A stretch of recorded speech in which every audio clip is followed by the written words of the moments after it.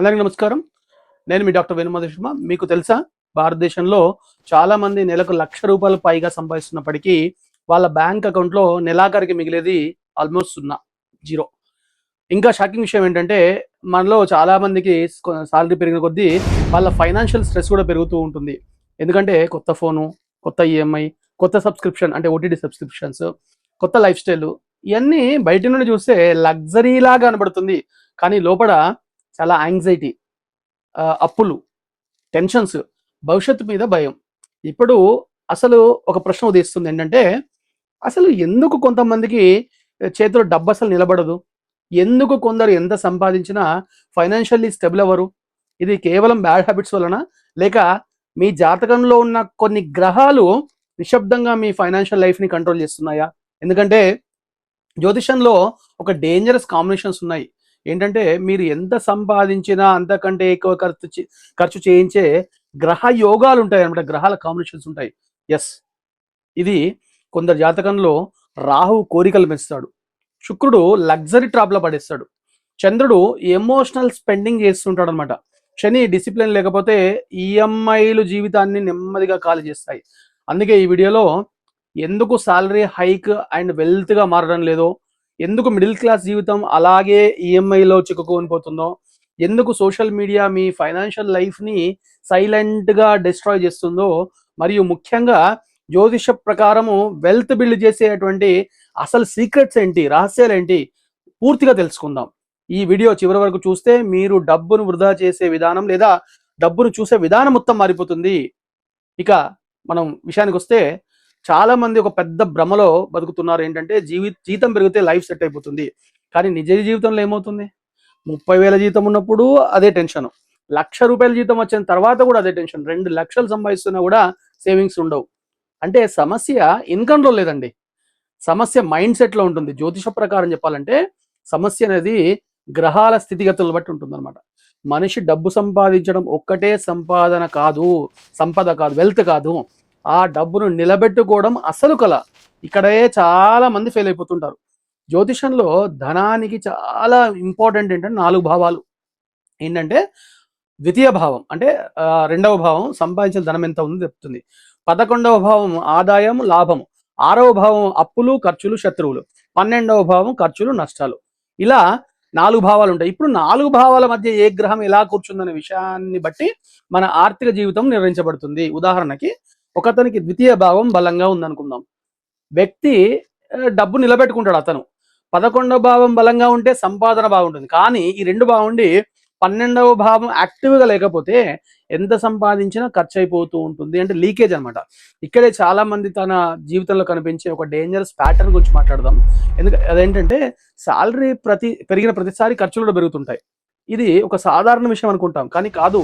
ఇది life style inflation అంటారు ఎకనామిక్స్‌లో. జ్యోతిషంలో దీని వెనుక ప్రధాన పాత్ర పోషించేటువంటి గ్రహం ఏది ఒకటి ఉంది, అది శుక్రుడు.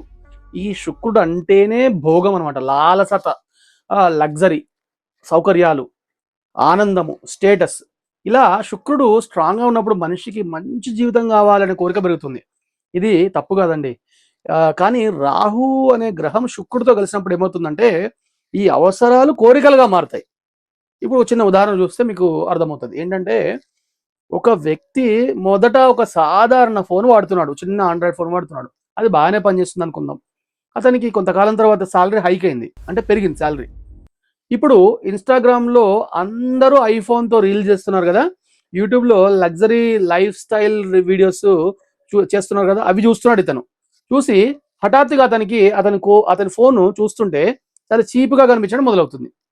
ఇక్కడ అతనికి అవసరం లేదు. కానీ కంపారిజన్ మొదలవుతది. ఆ రీల్స్, వీడియోస్ చూసి. ఈ భ్రమ ఉంది గదా! ఇది రాహు పని. రాహు ఎప్పుడూ అంటే మనిషిని ఇతరులతో పోల్చి చూపెడుతుంటాడనమాట. వాళ్ళకుంది, నాకు లేదు. వాళ్ళకు కారుంది, నాకు లేదు అని ఇట్లా ఆలోచిస్తుంటాం. ఈ ఒక్క ఆలోచన చాలా సార్లు మిడిల్ క్లాస్ జీవితాన్ని చాలా అప్పుల్లోకి నెట్టుతుంది. మొట్టమొదట అతను ఏం చేస్తాడు చెప్పండి? ఒక ఐఫోన్ తీసుకున్నాడనుకోండి, అది ఈఎంఐ స్టార్ట్ అవుతది. తర్వాత బైక్ ఈఎంఐ, తర్వాత క్రెడిట్ కార్డు, తర్వాత పర్సనల్ లోను. ఇలా బయట నుండి చూస్తే అతని సక్సెస్‌ఫుల్ లైఫ్ కనబడుతుంది.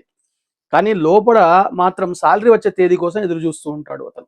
చాలా మంది మీరు గమనించండి, బయట రిచ్‌గా కనిపించడానికి ప్రయత్నిస్తుంటాడు. కానీ జ్యోతిష్యం ఏం చెప్తుందంటే ధనం చూపించడం సులభమే, కానీ సంపాదించిన ధనాన్ని నిలబెట్టుకోవడము అత్యంత కష్టమైనటువంటి క్రియ.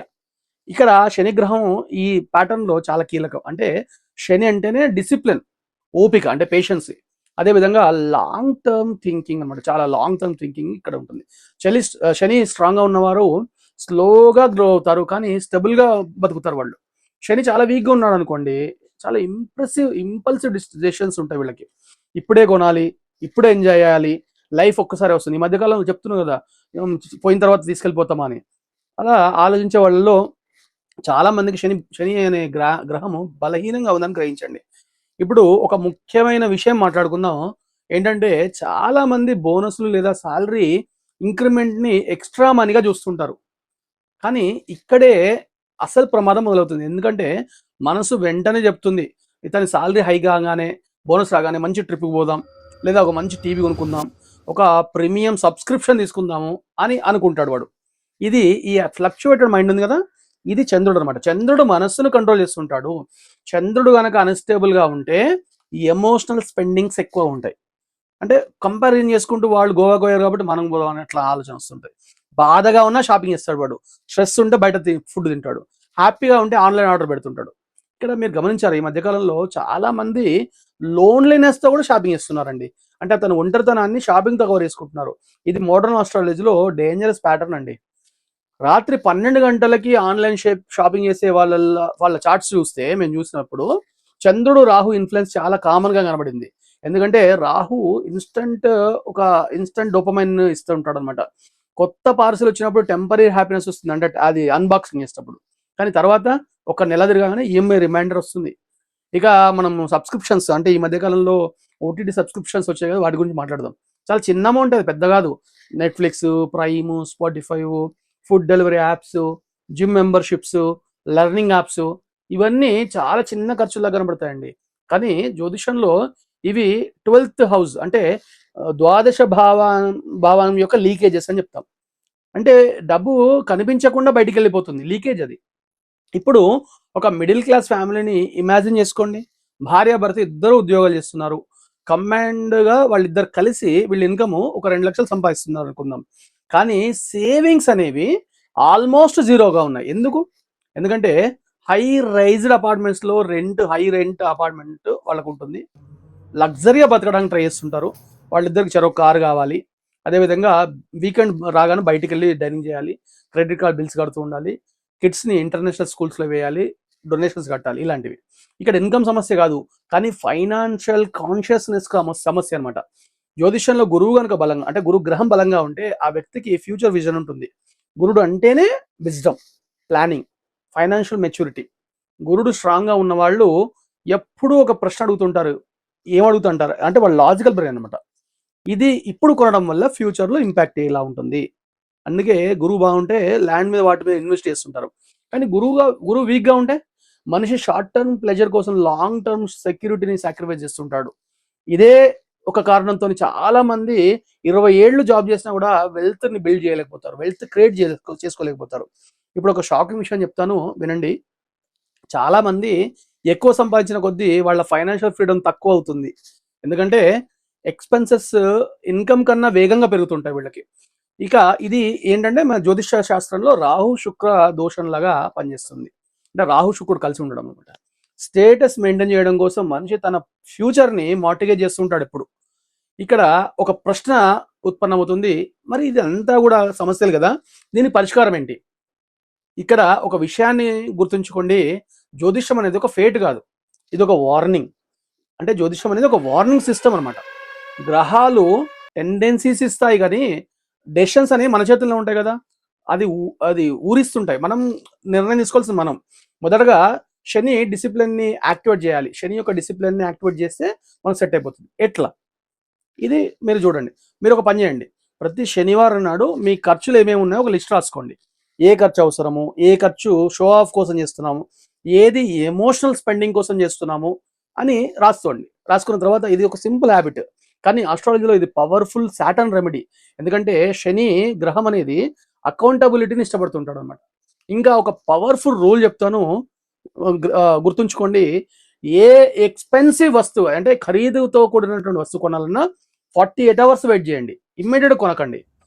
ఎందుకంటే ఈ ఒక్క అలవాటు రాహు యొక్క ఇంపల్సివ్ ఎనర్జీని బాగా తగ్గిస్తుంది అనమాట.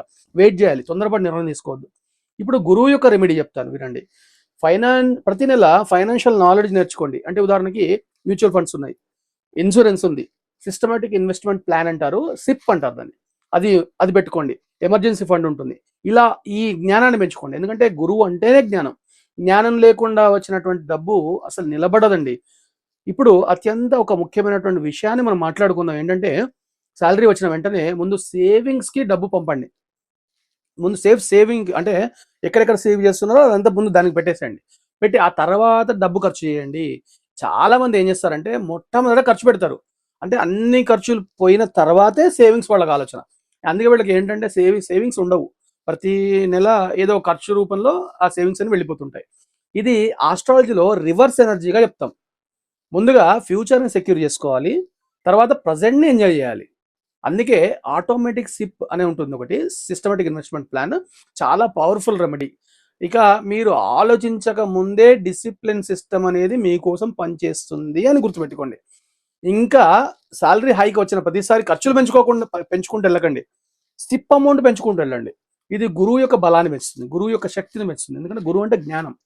ప్రతి నెల డబ్బులు జ్ఞానంతో మూట కట్టుకోండి. చిన్న చిన్న అమౌంట్స్ లాంగ్ టర్మ్లో పెద్ద వెల్త్గా మారుతాయి. దీన్ని కాంపౌండ్ ఎఫెక్ట్ అంటారు అకౌంటెంట్స్ భాషలో. దీన్ని ఎమర్జెన్సీ ఫండ్ గురించి మాట్లాడుకుందాం. జ్యోతిషంలో అంటే జ్యోతిష శాస్త్రంలో ఆరవ భావం ఏదైతే ఉంటుందో అది అప్పులు, అనారోగ్యం, అన్ఎక్స్పెక్టెడ్ ప్రాబ్లమ్స్ని సూచిస్తుంది. ఎమర్జెన్సీ ఫండ్ లేకపోతే చిన్న సమస్య కూడా ఒక పెద్ద లోన్ లేదా అప్పుగా మారుతుంది. కాబట్టి కనీసం 6 నెలల పాటు ఎక్స్పెన్సెస్ అన్నీ కూడా సేవ్ చేసుకోండి. ఇప్పుడు ఒక డీప్ ట్రూత్ అంటే ఒక బలమైనటువంటి నిజాన్ని చెప్తాను. చాలా మంది ఏం చేస్తారంటే వెల్త్ని అవుట్ సైడ్ అపీరియన్స్తో మెజర్ చేస్తుంటారు. కానీ నిజమైన వెల్త్ అంటే ఏంటి తెలుసా? అంటే నిజమైన సంపద ఏంటి తెలుసా? రాత్రి పూట ప్రశాంతంగా నిద్రపోవడం, ఈఎంఐ టెన్షన్స్ లేకపోవడం, అన్ఎక్స్పెక్టెడ్ ఎక్స్పెన్సెస్ వచ్చినా కూడా భయపడకుండా కళ్ళు మూసుకొని నిద్రపోవడం. అదే నిజమైన లక్ష్మీ కటాక్షము. లక్ష్మీదేవి అంటే కేవలం డబ్బు కాదండి, స్టెబిలిటీ, మంచి శాంతమైనటువంటి నిద్ర, పీస్ అంటారు. అదేవిధంగా బ్యాలెన్స్ అంటే బ్యాలెన్స్డ్ లైఫ్. అందుకే ఆస్ట్రాలజీలో లక్ష్మితో పాటు శనిని, గురువుని, వీళ్ళ బ్లెస్సింగ్స్ని కూడా చాలా ముఖ్యంగా తీసుకుంటాం. కేవలం శుక్రుడు స్ట్రాంగ్గా ఉంటే లగ్జరీ లైఫ్ వస్తుంది, కానీ స్టెబిలిటీ రాదు. శని డిసిప్లిన్ ఇస్తాడు కాబట్టి గౌరవించండి. గురువు అంటే గురు గ్రహం విజ్డమ్, ఆ జ్ఞానాన్ని ఇస్తుంది కాబట్టి గౌరవించండి. చంద్రుడు ఎమోషనల్ బ్యాలెన్స్ ఇస్తాడు, అప్పుడు మాత్రమే ధనం నిలబడుతుందని గుర్తుంచుకోండి. ఇప్పుడు చివరిగా ఒక పవర్ఫుల్ క్వశ్చన్ మీకు వేస్తున్నాను, ఆన్సర్ చేయండి. మీరు కొనాలనుకుంటున్న ప్రతి వస్తువు నిజంగా మీ జీవితానికి అవసరమా? ఈ ప్రశ్న వేసుకోండి ఒకసారి. లేక మీరు ఆ వస్తువుని ఇతరులను ఇంప్రెస్ చేయడానికి కొంటున్నారా? ఈ ఒక్క ప్రశ్న మీరు వేసుకోండి. ఈ ప్రశ్న చాలా మందిని ఈఎంఐ బాధ నుండి బయటపడేస్తుంది. ఎందుకంటే రాహు బయట ఇమేజ్ని చేంజ్ చేస్తుంటాడు, కానీ గురువు శని కలిసి ఇన్నర్ స్టెబిలిటీని నిర్మిస్తారు. కాబట్టి ఇలా ప్రశ్న వేసుకోండి. చివరగా జాతకంలో కష్టమైన గ్రహస్థితులున్నా డిసిప్లిన్ అంటే క్రమశిక్షణ ఉన్నటువంటి వ్యక్తిని ఏ గ్రహం ఓడించదు. చాలా క్రమశిక్షణ ఉండాలి. ఎందుకంటే ఆస్ట్రాలజీ అనేది ఒక గొప్ప సత్యం. దీనిలో ఒక గొప్ప సత్యం కూడా దాగి ఉంది. ఏంటంటే గ్రహాలు దారి చూపెడతాయి అంతే. ఉదాహరణకు చుక్క చూస్తాం, నక్షత్రం చూస్తాం, చంద్రుడు చూస్తాం, నడవాల్సింది మనమే, ఆ వెలుతురులో నడవాల్సింది మనమే. కాబట్టి మీ శాలరీ పెరిగిన ప్రతిసారి ఒకసారి ఆలోచించండి, ఈ డబ్బు నా ఫ్యూచర్ని సెక్యూర్ చేస్తుందా లేక నా ఈఎంఐని మాత్రమే పెంచుతుందా, షో ఆఫ్ చేస్తున్నామా అని ఆలోచించండి. 10 మంది కోసం బతకండి, మీకోసం మీరు బతకండి.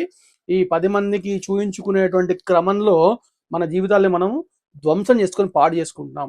ఈ ఒక్క ఆలోచన మీ ఆర్థిక జీవితాన్ని పూర్తిగా మార్చేసి మిమ్మల్ని అప్పుల్లో నుండి తీసి బయటపడేస్తుంది. ఒక్క గ్రహము మీ జీవితాన్ని ఈ ఒక్క మాటతో మీ లైఫ్నే మార్చేసేటువంటి శక్తి కలిగి ఉంటుంది. నేను మీ డాక్టర్ వేణుమాధవ్ శర్మ. ఈ వీడియో కనుక మీకు నచ్చినట్టయితే సబ్స్క్రైబ్ చేసుకోండి, 10 మందికి చేరవేయండి. ఈ 10 మంది ఎవరైతే దుఃఖంలో బాధల్లో ఉన్నారో వాళ్ళు ఈ అప్పుల నుండి బయటపడేటువంటి పరమ సత్యాన్ని వాళ్ళు తెలుసుకుంటారు. చూస్తూనే ఉండండి అద్వైతం ఛానల్. నమస్కారం.